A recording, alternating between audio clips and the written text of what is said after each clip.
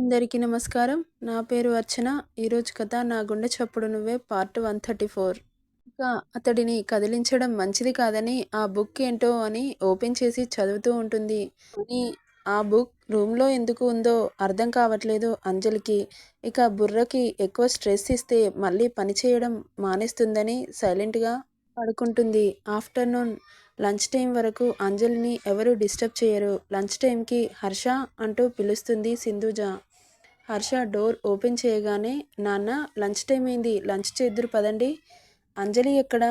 పడుకుంది మామ్. సరే తనని లేపి తీసుకునిరా, త్వరగా రండి, మీకోసమే అందరూ వెయిట్ చేస్తున్నారు అని చెప్పి కిందకి వెళ్ళిపోతుంది సింధూజ.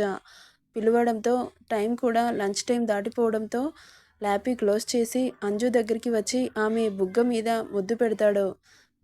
అంటుంది స్లీపీ వాయిస్తో.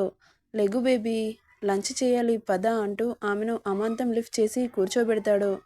ప్లీజ్ హర్ష, ఇంకాసేపు పడుకుంటా అంటుంది చిన్నగా. లంచ్ చేసి పడుకో బేబీ, ఖాళీ కడుపుతో పడుకోవద్దు అంటూ ఆమెను లేపి వాష్ బేసిన్ దగ్గరికి తీసుకెళ్లి ఫేస్పై నీళ్లు చల్లుతాడు. దెబ్బకు నిద్రమత్తు వదిలిపోతుంది. పద అంటూ మెల్లగా కిందకి వచ్చేసరికి అప్పటికే లక్ష్మి, శ్వేత, సుష్మా, జమీందార్ వాళ్ళు, అంజలి, మేనమావయ్య వాళ్ళందరినీ చూసిన అంజు కళ్ళు పెద్దవయ్యి సంబరంగా పరిగెత్తుకుంటూ వెళ్ళి వాళ్ళ అమ్మని చుట్టేస్తుంది. లక్ష్మి కూడా కూతుర్ని చూసి ఎన్నో రోజులవుతుంది అన్నట్లు అనిపిస్తుంది ఆమెకు. కాస్త తల్లి ఎద మీద సేద తీరి మిగతా వాళ్ళను పలకరిస్తుంది. వాళ్ళు కూడా ఆప్యాయంగా పలకరించి పక్కన ఉన్న హర్షని చూసి బాగున్నారా అల్లుడు గారు అంటారు. హా మావయ్య అనగానే క్షేమ సమాచారాలు ముగిశాక అందరూ రౌండ్గా కూర్చొని లంచ్ స్టార్ట్ చేస్తారు. వాళ్ళందరినీ చూస్తున్న అంజు ఆనందానికి అవధులు లేకుండా పోతున్నాయి. కానీ ఒక్కటే వెలితి, అందరూ ఉన్నారు కానీ నిత్య లేకపోవడంతో మామ్ నిత్య దగ్గరికి వెళ్దాం అంటాడు హర్ష. దానికి సింధూజ, మీరు నూతన వధూవరులు కాబట్టి ఇప్పుడే ఎవరింటికి వెళ్ళకూడదు నాన్న, 16 రోజుల పండుగ కూడా అవ్వలేదు కదా అనగానే అలాంటి ఆచారాలు నేను పట్టించుకోను అని తెలుసు కదా. పట్టించుకోవు కానీ ఇది మాత్రం విను నాన్న, నేను చెప్పేది ఒకసారి విను. చెల్లని అల్లుడు గారిని నేను తీసుకొస్తాను, సరేనా అనగానే ఇక ఎవరు తీసుకొస్తే ఏంటి అని ఓకే మామ్ అని ఇక అక్కడి నుండి హర్ష తన రూమ్కి వెళ్ళిపోతాడు. ఇక కిరణ్ వాళ్ళ ఇంటికి రెడీ అవుతూ ఉంటారు వీళ్ళంతా. రెడీ అయ్యి అంజలి, మేము నిత్యని అన్నయ్యని తీసుకుని వస్తాం అనగానే ఓకే అత్తయ్య అంటుంది అంజు. సరేరా, జాగ్రత్త, మేము రాగానే నిన్ను రెడీ చేస్తాం, మళ్ళీ ఫంక్షన్కి లేట్ అవుతుంది. సరే అత్తయ్య వెళ్ళిరండి అనగానే అందరూ నిత్య వాళ్ళ ఇంటికి వెళ్తారు. హర్ష వాళ్ళ ఇంటికి కిరణ్ వాళ్ళ ఇంటికి 10 కిలోమీటర్స్ డిస్టెన్స్ ఉంటుంది. 15 మినిట్స్లో అక్కడుంటారు. ఇక వియ్యాల వారు రావడంతో వాళ్ళకి స్వాగతం చెప్పి అతిథి మర్యాదలు చేస్తారు. ఇక వాళ్ళు తెచ్చిన శారీని కిరణ్ అమ్మ నీరజ చేతిలో పెడుతుంది సింధూజ. అంతలో రూమ్ నుండి బయటకు వచ్చిన నిత్య అమ్మ కనబడగానే పరిగెత్తుకుంటూ వచ్చి అమ్మ అంటూ వాళ్ళ అమ్మని చుట్టేస్తుంది. అలా కాసేపు మాటల్లో పడతారు. ఇక్కడ హర్ష, అంజు ఇద్దరే ఉంటారు.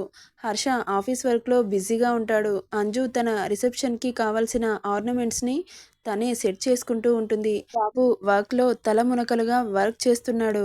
అంతలో కాల్ రావడంతో బయట బాల్కనీలోకి వెళ్ళి మాట్లాడుతున్నాడు. అంజలి ఇక అతడిని డిస్టర్బ్ చేస్తే కోప్పడతాడని సైలెంట్గా ఆమె పనిలో నిమగ్నమైపోతుంది. చాలా సీరియస్గా మాట్లాడుతున్నాడు. మీరేం చేస్తారో నాకు తెలీదు, నాకు పర్మిషన్ కావాల్సిందే, ఎంత మనీ ఖర్చయినా పర్వాలేదు. అది సార్, మేం చాలా చెప్పి చూసాం కానీ కోర్టు అస్సలు ఒప్పుకోవట్లేదు. మీరు ఎంత సేఫ్టీగా వెళ్ళినా స్టేట్ గవర్నమెంట్ పర్మిషన్ మాత్రం అస్సలు ఇవ్వను అని ఖరాఖండిగా చెబుతుంది సార్ అని భయం భయంగా అంటాడు మేనేజర్. ఓకే, నేను చూసుకుంటాను, మీరు టెన్షన్ పడకండి. ఒకరోజు వీలు చూసుకొని నేనే యూఎస్ వెళ్ళొస్తాను. సార్, మీరు వెళ్తేనే పని జరిగేలా ఉంది. ఓకే, యూ డోంట్ వర్రీ అని కాల్ కట్ చేస్తాడు. కట్ చేసి తల తిప్పి చూడగానే అతడినే చూస్తూ కనబడుతుంది అంజు. ఏమైంది అన్నట్లు కళ్ళెగరిస్తాడు. ఏం కాలేదు, నీకేమైంది, నువ్వేంటి అంత సీరియస్గా కాల్ మాట్లాడుతున్నావు? దీనికి పర్మిషన్ అనగానే తెలుసుకొని ఏం చేస్తావు? చేయడానికి ఏముంది, ఏం లేదు కానీ చెప్పొచ్చు కదా. ముందు ముందు నీకే తెలుస్తుంది.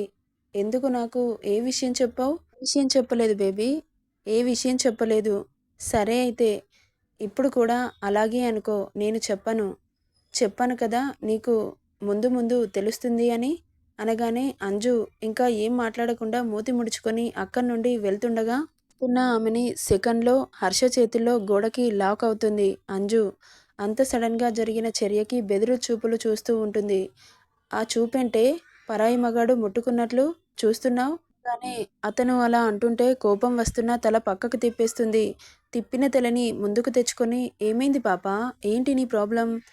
ఏం లేదు. తమరు కాస్త వదిలిపెడితే నేను వెళ్ళిపోతాను అంటున్న ఆమె లిప్స్‌ని గాఢంగా ముడివేస్తాడు. అతడి రియాక్షన్‌కి షాకింగ్‌గా చూస్తుంది అంజు. 3 నిమిషాల మురిపాల ముద్దును ప్రేమగా తీసుకొని ఆమెను వదిలిపెడతాడు. వదలడమే ఆలస్యం అతడిని దూరం తోసి రూమ్‌లోకి వెళ్ళిపోతుంది. ఆమె అలా వెళ్ళగానే హర్ష కూడా అంజు వెనకాలే వెళ్తాడు. ఏమైంది? అంటాడు కొంచెం కోపంతో. ఏం లేదు అంటుంది మూతి తిప్పుకుంటూ. ఏమైందో చెప్పు అనగానే నేను అడిగిన దానికి ఆన్సర్ చెప్పవు కానీ నా పర్మిషన్ లేకుండానే ముద్దు మాత్రం తీసేసుకుంటావు అంటున్న ఆమె మాటలకి కోపం వస్తుంటే అణుచుకుంటూ నీ పర్మిషన్ అవసరం లేదని చెప్పాను కదా. నీ బాడీ మీద హోల్ రైట్స్ నావే. మూసుకొని రిసెప్షన్కి రెడీ అవ్వు అనగానే అతను అంత హార్డ్గా మాట్లాడేసరికి పాప కళ్ళల్లో నీళ్లు చేరిపోతాయి.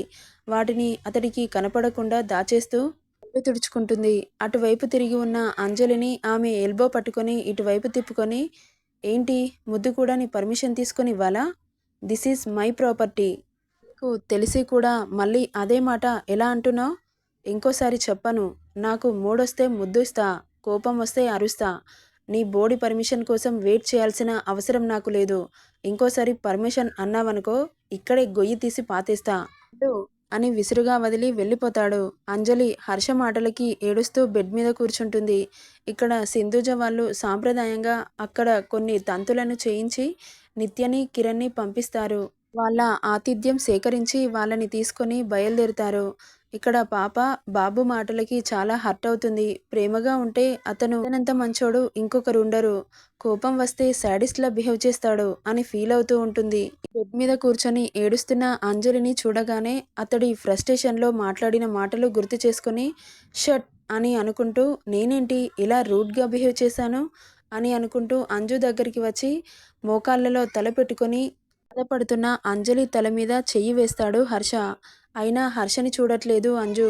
మళ్ళీ బేబీ అని పిలుస్తాడు. అయినా పలకదు. ఆమెను అమాంతం లిఫ్ట్ చేసి అతడి ఒడిలో కూర్చోబెట్టుకుంటాడు. కళ్ళ నీళ్లతో ఉన్న ఆమెను చూసి ఏమైంది? ఎందుకు ఏడుస్తున్నావు? నేను ఏమన్నానని? ఈరోజు మన రిసెప్షన్. నువ్వు హ్యాపీగా ఉండాల్సింది.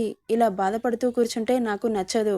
పద వెళ్ళి రెడీ అవ్వు అనగానే sorry sir, this is your property. మీరు ఏం చెబితే అదే చేస్తుంది అంటూ అక్కడ నుండి లేచి వెళ్తుండగా ఆమె చెయ్యి పట్టి లాగగానే ఫోర్సుగా వచ్చి అతడి గుండెలకి తాకుతుంది. నొప్పికి ఆ అంటుంది. ఏంటే ఎక్కువ మాట్లాడుతున్నావు? తమరు చెప్పారు కదా సార్ నాకు మాట్లాడే రైట్స్ లేవు అని. ఏం చెబితే అది చేయడం మాత్రమే నా పని. ఇంకెలా మాట్లాడమంటారు? మరి నీకు అనవసరమైన విషయాల గురించి ఎందుకే నాకు పిచ్చి లేపుతావు? ఓకే సార్, అంతా మీ ఇష్టం. నేను మిమ్మల్ని ఎలాంటి క్వశ్చన్ చేయను. మీ ఇష్టం వచ్చింది చేసుకోండి. అందుకు సారీ, రియల్లీ సారీ అంటూ అతడికి నమస్కారం చేస్తుండగా ఆమె చేతులను పట్టి ముందుకు లాక్కొని కొంచెం ఓవర్ అయినట్టు లేదు? ముందుకు వస్తున్న కుర్లని చెవి వెనక్కి పెడుతూ అంటాడు. వదులు ప్లీజ్, రెడీ అయి వస్తా అంటుంది. వెళ్ళను అంటాడు. ఏం మాట్లాడకుండా సైలెంట్‌గా ఉంటుంది. అతను అన్న మాటలు గుర్తు చేసుకొని కళ్ళల్లో నుండి ఉబికి వస్తున్న కన్నీటిని కష్టంగా అదుపు చేసుకుంటూ ఉండగా ఆమె పరిస్థితి అర్థం చేసుకున్న హర్ష ఏదో ఫ్రస్ట్రేషన్‌లో అన్న మాటలకు పట్టించుకుంటావా? అండర్‌స్టాండ్ మీ బేబీ అంటూ ఆమె నుదుటిన ముద్దు పెడతాడు. ఆమె బుగ్గలపై ఉన్న కన్నీటి చారికలను చూసి నువ్వు ఏడిస్తే నాకు నచ్చదు. డోంట్ క్రై అంటాడు. మాటకి కోపం వస్తుంటే కంట్రోల్ చేసుకొని వదులు, నేను ఫ్రెష్ అవుతాను. మళ్ళీ అత్తయ్య వాళ్ళు వస్తారు అంటుంది. అతని ఫేస్ చూడకుండానే ఆమె చుబుకం పట్టుకొని పైకంటూ లుక్ ఎట్ మీ అంటాడు. చూడదు. నిన్నే, ఇటు చూడు అంటాడు మళ్ళీ స్మూత్ టోన్తో. తలెత్తి అతన్ని చూస్తుంది అంజలి. Sorry baby. ఏదో ఫ్రస్ట్రేషన్‌లో ఉండి అనాల్సి వచ్చింది. సారీరా అని ఆమెని హత్తుకుంటాడు. అతడి నోటి వెంట సారీ అన్న పదం విని షాక్ అవుతుంది పాప. బాబు సారీ ఎప్పుడు చెప్పడు కాబట్టి కరిగిపోయి అతడిని అమాంతం చుట్టేస్తుంది. అంతలో సింధూజ వాళ్ళు రావడంతో ఇలా అరుపులు వినబడుతుంటే అతడిని వదిలి దూరం జరుగుతుంది. నేను వెళ్ళి ఫ్రెష్ అయ్యి వస్తాను, మళ్ళీ అత్తయ్య వాళ్ళు ఇలా చూస్తే బాగోదు అంటూ వాష్రూమ్కి వెళ్ళిపోతుంది అంజు. హర్ష కూడా ఫ్రెష్ అయ్యి వస్తాననుకుంటూ వెళ్ళిపోతాడు. వదినా వదినా అంటూ రూమ్కి వస్తుంది నిత్య. వచ్చేసరికి అంజు వాష్రూమ్లో ఉండడంతో వస్తున్నా నిత్య అంటుంది. ఓకే ఓకే, తొందర ఏం లేదు, నిదానంగానే బాత్ చేయి అంటూ వెళ్ళిపోతుంది.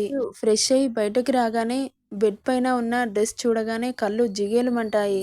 నెక్స్ట్ ఏం జరుగుతుందో నెక్స్ట్ పార్ట్లో చూద్దాం. ఈ స్టోరీ ఎలా ఉందో కామెంట్ చేయండి. నచ్చితే లైక్ చేయండి, షేర్ చేయండి, సబ్స్క్రైబ్ చేసుకోండి friends. Thank you for listening.